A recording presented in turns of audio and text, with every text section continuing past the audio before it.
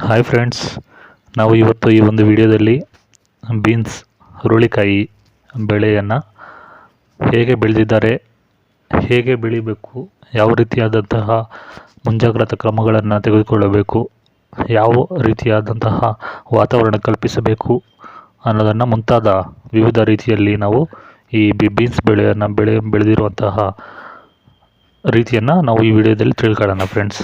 ಇನ್ನೂ ಯಾರಾದರೂ ನಮ್ಮ ಚಾನಲ್ಗೆ ಹೊಸಬರಾಗಿದ್ದರೆ ಸಬ್ಸ್ಕ್ರೈಬ್ ಮಾಡ್ಕೊಳ್ಳಿ. ನಮ್ಮ ಚಾನಲಲ್ಲಿ ಕೃಷಿಗೆ ಸಂಬಂಧಪಟ್ಟಂತಹ ಎಲ್ಲ ವಿವಿಧ ರೀತಿಯ ಬೆಳೆಗಳ ಬಗ್ಗೆ ನಾವು ಈ ನಮ್ಮ ಚಾನಲಲ್ಲಿ ಅಪ್ಲೋಡ್ ಮಾಡಲಾಗುತ್ತೆ. ಆದ್ದರಿಂದ ಚಾನಲ್ನ ಸಬ್ಸ್ಕ್ರೈಬ್ ಮಾಡಿಕೊಂಡು ಬೆಲ್ಲೈಕನನ್ನು ಆನಲ್ಲಿ ಇಟ್ಕೊಳ್ಳಿ ಫ್ರೆಂಡ್ಸ್. ಓಕೆ ಫ್ರೆಂಡ್ಸ್, ನಾವು ಚಿಕ್ಕಬಳ್ಳಾಪುರ ಜಿಲ್ಲೆಯ ಬಾಗೇಪಲ್ಲಿ ತಾಲೂಕಿನ ಗೂಳೂರು ಎಂಬ ಗ್ರಾಮ ಪಂಚಾಯಿತಿ ವ್ಯಾಪ್ತಿಯಲ್ಲಿ ಬರುವಂತಹ ಮದ್ದಲಖಾನೆ ಎಂಬ ಗ್ರಾಮದ ರೈತರು ಬೆಳೆದಿರುವಂತಹ ಬೀನ್ಸ್ ಬೆಳೆಯನ್ನು ನಾವು ವೀಕ್ಷಣೆ ಮಾಡ್ತಾಯಿದ್ದೀವಿ ಫ್ರೆಂಡ್ಸ್. ಇವಾಗ ಸದ್ಯಕ್ಕೆ ಈ ಬೀನ್ಸ್ ಬೆಳೆ ಟೊಮೊಟೊ ಬೆಳೆ ಆಗ ಕಟಾವಿಗೆ ಬಂದು ಟೊಮೊಟೊ ಬೆಳೆ ಮುಗಿದ ನಂತರ ಅದೇ ಹೊಲದಲ್ಲೇ ನಾವು ಬೀನ್ಸ್ ಬಿತ್ತನೆಯನ್ನು ಮಾಡಿರೋದನ್ನು ಕಾಣ್ತಾಯಿದ್ದೀವಿ ಫ್ರೆಂಡ್ಸ್. ನೋಡಿ, ಇದೆಲ್ಲ ಬೀನ್ಸು ಎಲ್ಲ ಹೂವು ಮೊಗ್ಗು ಬಂದಿರುವಂತಹ ಒಂದು ಸ್ಟೇಜ್ ಫ್ರೆಂಡ್ಸ್. ನೋಡಿ, ಆಲ್ರೆಡಿ ಇದೆಲ್ಲ ಶೀಟ್ಸ್ ಹಾಕಿ ಟೊಮೊಟೊಗೆ ಬೆಳೆದಿರುವಂತಹ ಬೆಳೆದಲ್ಲೇ ನಾವು ಬೀನ್ಸನ್ನು ಹಾಕಿರೋದನ್ನು ಕಾಣ್ತಾ ಇದ್ದೀವಿ. ನೋಡಿ, ಇಲ್ಲಿಂದ ಸುಮಾರು ಒಂದು 100 ಮೀಟ್ರ್ ಉದ್ದ ಇರುವಂತಹ ಸಾಲು. ನೋಡಿ ಫ್ರೆಂಡ್ಸ್, ಆಲ್ರೆಡಿ ಟೊಮೊಟೊ ಗಿಡಗಳೆಲ್ಲ ಇದೆ, ಎಲ್ಲ ಕೊನೆ ಹಂತಕ್ಕೆ ಬಂದಿದೆ. ಈ ಟೊಮೊಟೊದಲ್ಲಿ ರೈತರಿಗೆ ಪಾಪ ಅನುಕೂಲ ಆಗಲಿಲ್ಲ ಫ್ರೆಂಡ್ಸ್, ಎಲ್ಲ ಲಾಭ ಬಂದಂಗಿಲ್ಲ.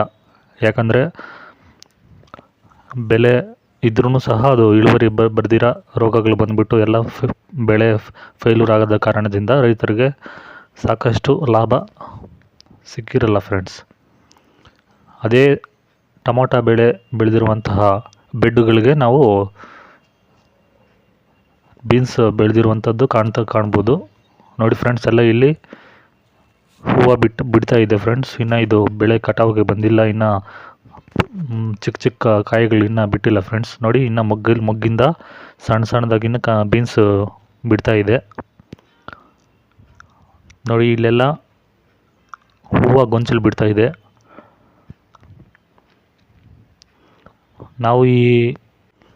ನಾವು ಇವಾಗ ನೋಡ್ತಾ ಇರುವಂತಹ ಬೀನ್ಸನ್ನು 2024 ಜುಲೈ ತಿಂಗಳ ಮೊದಲ ವಾರದಲ್ಲಿ ನಾವು ಬೆಳೆದಿರುವಂಥದ್ದನ್ನು ಕಾಣ್ಬೋದು ಫ್ರೆಂಡ್ಸ್. ಇದು ಚಳಿಗಾಲದಲ್ಲಿ ಅತಿ ಹೆಚ್ಚು ಇಳುವರಿ ಬರುವಂತಹ ಬೆಳೆಯಾಗಿದೆ. ಬೇಸಿಗೆ ಕಾಲದಲ್ಲಿ ಮಾರ್ಚು, ಏಪ್ರಿಲ್ಲು, ಫೆಬ್ರವರಿ ಈ ತಿಂಗಳಲ್ಲಿ ಅತಿ ಹೆಚ್ಚು ಬಿಸಿಲು ಮತ್ತು ಅತಿ ಹೆಚ್ಚು ಟೆಂಪರೇಚರ್ ಇರುವ ಕಾರಣದಿಂದ ಬೀನ್ಸನ್ನು ನಾವು ಬೆಳೆಯೋದಕ್ಕೆ ಬಹಳ ಕಷ್ಟ ಆಗುತ್ತೆ ಫ್ರೆಂಡ್ಸ್. ಬೆಳೆಯೋಕ್ಕೆಲ್ಲ ಈಸಿ ಇರಲ್ಲ, ಅತಿ ಹೆಚ್ಚು ಟೆಂಪರೇಚರ್ ಇರೋದ್ರಿಂದ ಅದಕ್ಕೆ ಪರಿಸರ ಕ್ರಿಯೇಟ್ ಮಾಡೋದು ಅತಿ ಕಷ್ಟ. ಆದ್ದರಿಂದ ಮಾರ್ಚು, ಏಪ್ರಿಲ್, ಮೇ ತಿಂಗಳಲ್ಲಿ ಅತಿ ಹೆಚ್ಚು ಬೀನ್ಸ್ಗೆ ಸಾಧ್ಯವಾದಷ್ಟು ಮಟ್ಟಿಗೆ ರೇಟು ಜಾಸ್ತಿನೇ ಇರುತ್ತೆ, ಕಡಿಮೆ ಅಂತೂ ಇರಲ್ಲ. ಚಳಿಗಾಲದಾಗ ಅಂತೂ ಬೀನ್ಸನ್ನು ಆರಾಮಾಗಿ ನೀಟಾಗಿ ಬೆಳಿಬೋದು, ಇಳುವರಿ ಕೂಡ ಜಾಸ್ತಿ ಬರುತ್ತೆ. ಆ ಸೀಸನಲ್ಲಿ ಬೆಳೆಯೋದಕ್ಕಿಂತ ಬೇಸಿಗೆ ಕಾಲದಲ್ಲಿ ಯಾರು ಬೆಳೆಯದೇ ಇರುವಂತಹ ಕಾಲದಲ್ಲಿ ಬೆಳೆದು ಉತ್ತಮ ಫಸಲು ತೆಗೆದು ಉತ್ತಮವಾದ ಬೆಲೆಗೆ ಮಾರಾಟ ಮಾಡೋದು ರೈತರಿಗೆ ಖುಷಿ ತರುತ್ತೆ ಮತ್ತು ರೈತರ ಬುದ್ಧಿವಂತಿಕೆಯನ್ನು ತೋರಿಸ್ಕೊಡುತ್ತೆ ಫ್ರೆಂಡ್ಸ್. ನೋಡಿ, ಇದು ಟೊಮೊಟೊ ಬೆಳೆಗೆ ಕಟ್ಟಿರುವಂತಹ ಕಟ್ಟಿಗೆಗಳು, ನೀಲಗಿರಿ ಕಟ್ಟಿಗೆ ಅಂತ ಹೇಳ್ತೀವಿ ನೋಡಿ ಫ್ರೆಂಡ್ಸ್. ಆ ನೀಲಗಿರಿ ಕಟ್ಟಿಗೆಗಳಿಗೆ ನಾವು ಇಲ್ಲಿ ದಾರ ಕಟ್ಟಿರೋದೆಲ್ಲ ಕಾಣ್ಬೋದು. ನೋಡಿ, ಆಲ್ರೆಡಿ ಟೊಮೊಟೊ ಗಿಡಗಳು ಐತೆ. ಈ ಟೊಮೊಟೊ ಗಿಡಗಳು ನೋಡಿ, ಡ್ರಿಪ್ಸ್ ಪೈಪ್ ನೋಡಿ ಫ್ರೆಂಡ್ಸ್, ಎಲ್ಲ ನೀರು ಬಿಟ್ಟವ್ರೆ, ರೈತರು ನೀರು ಹಾಯಿಸ್ತಾ ಇದ್ದಾರೆ ಫ್ರೆಂಡ್ಸ್ ಡ್ರಿಪ್ಸ್ ಮುಖಾಂತರ. ನೋಡಿ, ಹನಿಗಳೆಲ್ಲ ಬೀಳ್ತಾ ಇದೆ. ಈ ಹೊಲ ಫ್ರೆಂಡ್ಸ್ ಕೆರೆ ಮಣ್ಣು, ವಿಪರೀತವಾದ ಫಲವತ್ತೆಯಿಂದ ಕೂಡಿರುವಂತಹ ಮಣ್ಣಿನಲ್ಲಿ ಟೊಮೊಟೊ ಬೆಳೆ ಬೆಳೆದು ನಂತರ ಅದೇ ಬೆಡ್ಗಳಿಗೆ ಬೀನ್ಸ್ ಬೆಳೆಯನ್ನು ಬೆಳೆದಿದ್ದಾರೆ. ಬೀನ್ಸನ್ನು ನಾವು ಅದೇ ಬೆಡ್ಗಳ ಹತ್ರ ಸ್ವಲ್ಪ ಏನಾದರೂ ಅಗೆದ್ಬಿಟ್ಟು ಸ್ವಲ್ಪ ಗೊಬ್ಬರ ಹಾಕ್ಬಿಟ್ಟು ತೇವ ಇರೋವಂಥ ಪ್ರದೇಶದಲ್ಲಿ ಬಿತ್ತನೆ ಮಾಡಿದಾಗ ಈಸಿಯಾಗಿ ಬೆಳೆಗಳು ಬಂದುಬಿಡುತ್ತೆ ಫ್ರೆಂಡ್ಸ್. ಅದಕ್ಕೇನು ಮತ್ತೆ ನಾವು ಕಟ್ಟಿಗೆ ತೆಗೆದುಬಿಟ್ಟು ಉಳುಮೆ ಮಾಡಿ ಗೊಬ್ಬರ ಹಾಕಿ ಮತ್ತೆ ಹೊಸದಾಗಿ ಬೆಡ್ಡುಗಳು ಹಾಕಿ ಮಾಡೋ ಅಷ್ಟು ಅವಶ್ಯಕತೆ ಇಲ್ಲ ಫ್ರೆಂಡ್ಸ್. ಒಂದು ಸಾರಿ ಸ್ವಲ್ಪ ಫಲವತ್ತವಾದ ರೀತಿಯಲ್ಲಿ ಬೆಡ್ಡುಗಳನ್ನು ಕ್ರಿಯೇಟ್ ಮಾಡಿದಾಗ ನಾವು ಕನಿಷ್ಠ ಒಂದು 3 ಬೆಳೆಗಳಾದರೂ ತೆಗಿಬೋದು ಫ್ರೆಂಡ್ಸ್. ಎಂಥವು ಅಂದರೆ ಬಳ್ಳಿ ಹಾಯಿಸುವಂತಹ ಬೆಳೆಗಳು. ಉದಾಹರಣೆಗೆ ಬೀನ್ಸು. ಮೊದಲಿಗೆ ಟೊಮೊಟೊ ಹಾಕಬೇಕು. ನೋಡಿ, ಇದು ನೀಲಗಿರಿ ಕೋಲುಗಳಂತ ಹೇಳ್ತೀವಿ. ಈ ನೀಲಗಿರಿ ಕೋಲುಗಳಿಂದ ಮೊದಲಿಗೆ ಟೊಮೊಟೊಗೆ ಯೂಸ್ ಮಾಡಿರ್ತಾರೆ ಫ್ರೆಂಡ್ಸ್. ನಂತರ ಈ ವೈರುಗಳೆಲ್ಲ ಕಟ್ಕೊಂಡು,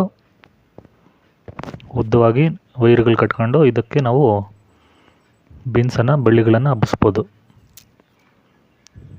ನೋಡಿ, ಇದು ಪ್ಲಾಸ್ಟಿಕ್ ವೈರ್ ಫ್ರೆಂಡ್ಸ್. ಇದೇನು ಕಬ್ಬಿಣದ್ದೇನಲ್ಲ, ಫೈಬರು ಅಲ್ಲ, ಪ್ಲಾಸ್ಟಿಕ್ ವೈರ್ ಥರ ಇದೆ. ಇವೆಲ್ಲ ಜಾಸ್ತಿ ಬಾಳಿಕೆ ಬರಲ್ಲ, 1-2 ಬೆಳೆಗಳಿಗೆಲ್ಲ ಯೂಸ್ ಮಾಡ್ಕೋಬೋದು ಅಷ್ಟೇ. ನೋಡಿ, ಇದು ಪ್ಲಾಸ್ಟಿಕ್ ದಾರ ಹಾಕ್ಬಿಟ್ಟು ಇದಕ್ಕೆ ಈ ಕೆಳಗಡೆಯಿಂದ ಮೇಲ್ಗಡೆಗೆ ಸುತ್ಕೊಂತ ಟೈನ್ ದಾರ ಅಂತೀವಿ, ಟ್ವೈನ್ ದಾರ ಅಂತೀವಿ.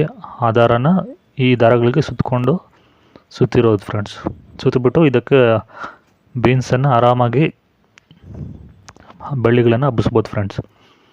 ಆದ್ದರಿಂದ ಈ ಥರ ನಾವು ಮೊದಲಿಗೆ ಚೆನ್ನಾಗಿ ಉಳುಮೆ ಮಾಡಿ ಬೆಡ್ಡುಗಳೆಲ್ಲ ಸ್ವಲ್ಪ ದೊಡ್ಡದಾಗಿ ಬೆಡ್ಡುಗಳು ಹೊಡಿಸಿ ಅದಕ್ಕೆ ಪೇಪರ್ ಹಾಕಿ ನೀಟಾಗಿ ಗೊಬ್ಬರ ಎಲ್ಲ ಕೊಟ್ಟಿಗೆ ಗೊಬ್ಬರ ಹಾಕಿ ಒಂದು ಸಾರಿ ರೆಡಿ ಮಾಡಿಕೊಂಡು ಟೊಮೊಟೊ ಬಿತ್ತನೆ ಮಾಡಿದ ನಂತರ, ಟೊಮೊಟೊ ಮುಗಿದ ನಂತರ ಅದಕ್ಕೆ ಬೀನ್ಸ್ ಹಾಕ್ಬೋದು. ಬೀನ್ಸ್ ಆದಮೇಲೆ ಹೀರೆಕಾಯಿ ಹಾಕ್ಬೋದು. ಹೀರೆಕಾಯಿ ಆದಮೇಲೆ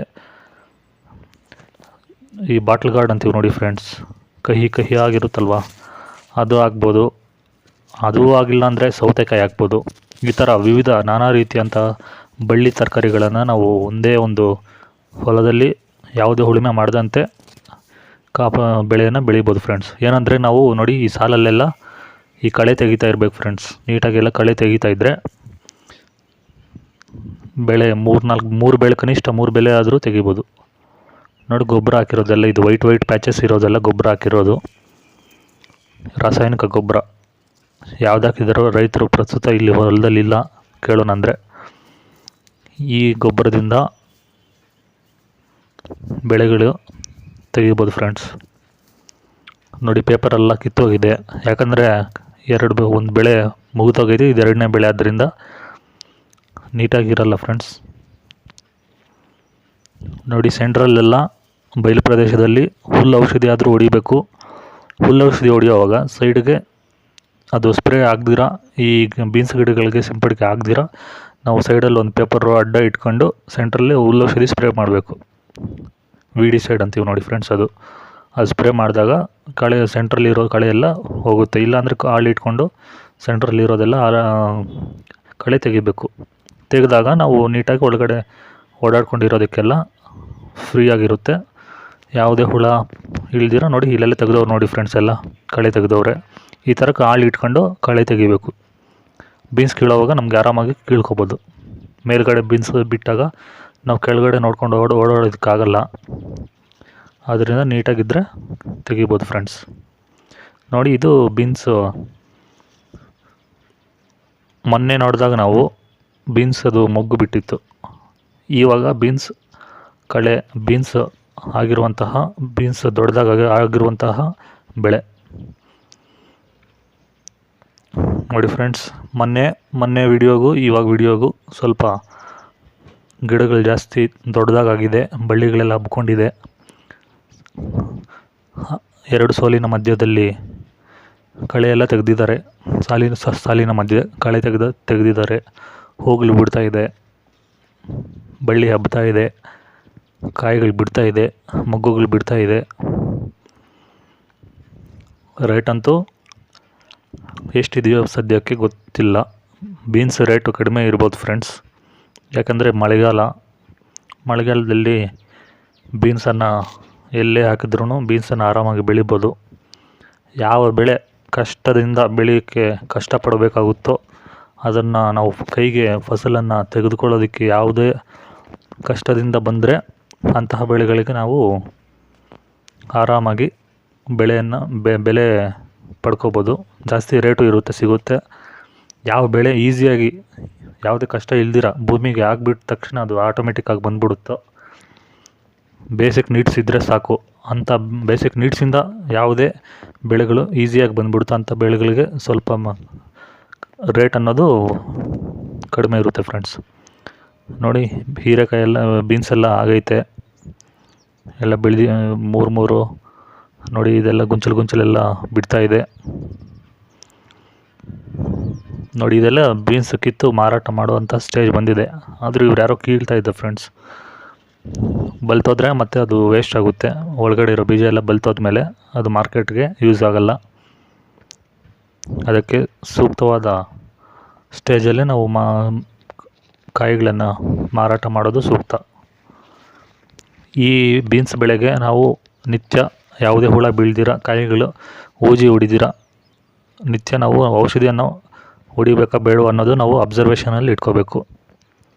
ಮಳೆಗಾಲದಲ್ಲಿ ಈ ಹಸಿರಿನಿಂದ ಹೂಜಿ ಹುಳುಗಳು ಜಾಸ್ತಿ ಬೀಳೋದು ಸರ್ವೇ ಸಾಮಾನ್ಯ. ಆದ್ದರಿಂದ ಹೂಜಿ ಹುಳುಗಳು ಬೀಳ್ದಿರ ನಾವು ನಿತ್ಯ ಅಬ್ಸರ್ವೇಷನ್ ಮಾಡ್ತಾ ಇರಬೇಕು ಫ್ರೆಂಡ್ಸ್. ಈ ಕಾಯಿಗಳಿಗೆಲ್ಲ ಹೂಜಿ ಬಿದ್ದುಬಿಟ್ಟು ಎಲ್ಲ ತೂತು ಮಾಡಿಬಿಟ್ಟು ಎಲ್ಲ ಡ್ಯಾಮೇಜ್ ಮಾಡಿಬಿಡುತ್ತೆ. ನೋಡಿ ಎಲ್ಲ ಕಾಡು ಹಬ್ದಂಗೆ, ಕಾಡಲ್ಲಿದ್ದಂಗೆ ತುಂಬ ಸೊಗಸಾಗಿ ಬೆಳೆದೈತೆ ಬೆಳೆ.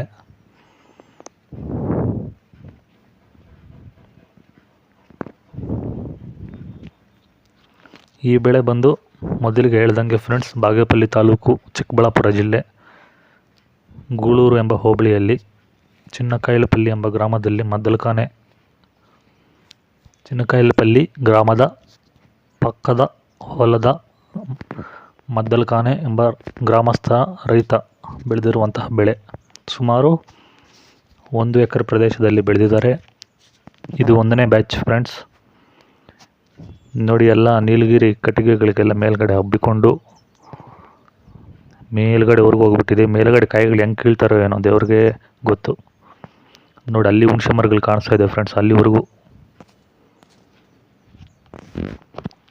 ಮೋಸ್ಟ್ಲಿ ಚೇರುಗಳು ಹಾಕ್ಕೊಂಡು ಕೀಳ್ಬೇಕೇನೋ ಫ್ರೆಂಡ್ಸ್. ಇದು ಕೈಗಳಿಗೆ ಸಿಗದಿರುವಂತಹ ಹೈಟಲ್ಲಿ ಬೆಳೆದ್ಬಿಟ್ಟೈತೆ ಎಲ್ಲ ಗಿಡಗಳು. ಚೇರುಗಳು ಹಾಕ್ಕೊಂಡು ಕೀಳ್ಬೇಕು ಅನಿಸುತ್ತೆ ಮೋಸ್ಟ್ಲಿ. ಇಲ್ಲಾಂದರೆ ಎಳ್ಕೋಬೇಕಷ್ಟೇ, ಮೇಲ್ಗಡೆಯಿಂದ ಎಳ್ಕೊಂಡು ಕೀಳಬೇಕು. ನೋಡಿ ಎಲ್ಲ ಎಷ್ಟು ಚೆನ್ನಾಗಿ ಬೆಳೆದೈತೆ.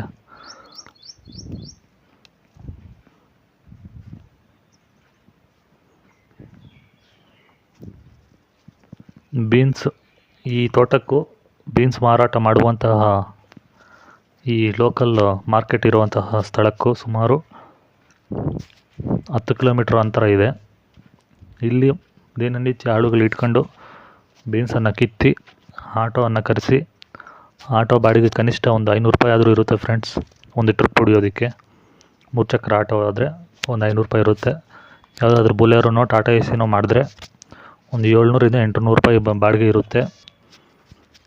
ಅಲ್ಲಿ ಆಳು ಇಟ್ಕೊಂಡು ಡೇ ಮಾರ್ಕೆಟ್ ಇರೋದ್ರಿಂದ ಬೆಳಗ್ಗೆ 7 ಗಂಟೆಗೆ ಆಳನ್ನು ಕರೆಸಿ 12 ಗಂಟೆ 11 ಗಂಟೆಗೆಲ್ಲ ಕಿತ್ತಾಕಿ ವೆಹಿಕಲ್ ಅರೇಂಜ್ಮೆಂಟ್ ಮೂಲಕ ನಾವು ಮಾರ್ಕೆಟ್ಗೆ ಸಾಗಿಸೋಕ್ಕೆ ಪ್ರಯತ್ನ ಪಡಬೇಕು. ಇಲ್ಲಾಂದರೆ ನೈಟು ಮಾರ್ಕೆಟು ಇತ್ತು ಫ್ರೆಂಡ್ಸ್. ಸುಮಾರು 6 7 8 ವರ್ಷಗಳ ಹಿಂದೆ ಬಾಗೇಪಲ್ಲಿಯಲ್ಲಿ ನೈಟ್ ಮಾರ್ಕೆಟ್ ಇತ್ತು. ಅಂದರೆ ಮುಂಜಾನೆ ಮಾರ್ಕೆಟು 5 ಗಂಟೆಗೆ ಸ್ಟಾರ್ಟ್ ಆಗ್ತಿತ್ತು. ಹಿಂದಿನ ದಿನ ಹಗಲಲ್ಲಿ ಕಿತ್ತು ಬೆಳಗ್ಗೆ ಮುಂಜಾನೆ ಮಾರ್ಕೆಟ್ಗೆ ತರಕಾರಿಯನ್ನು ಸಪ್ಲೈ ಮಾಡಿದಾಗ ಅನುಕೂಲ ಇತ್ತು.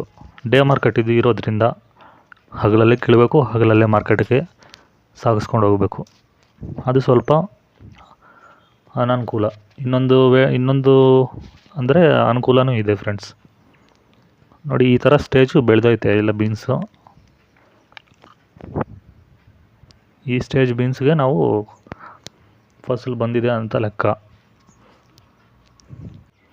ಓಕೆ ಫ್ರೆಂಡ್ಸ್, ಇದೇ ರೀತಿ ನಮ್ಮ ಚಾನಲಲ್ಲಿ ಮುಂದಿನ ದಿನಗಳಲ್ಲಿ ಅಪ್ಲೋಡ್ ಮಾಡಲಾಗುತ್ತೆ. ಕೊನೆವರೆಗೂ ನೋಡಿದ್ದಕ್ಕೆ ತುಂಬ ಧನ್ಯವಾದಗಳು.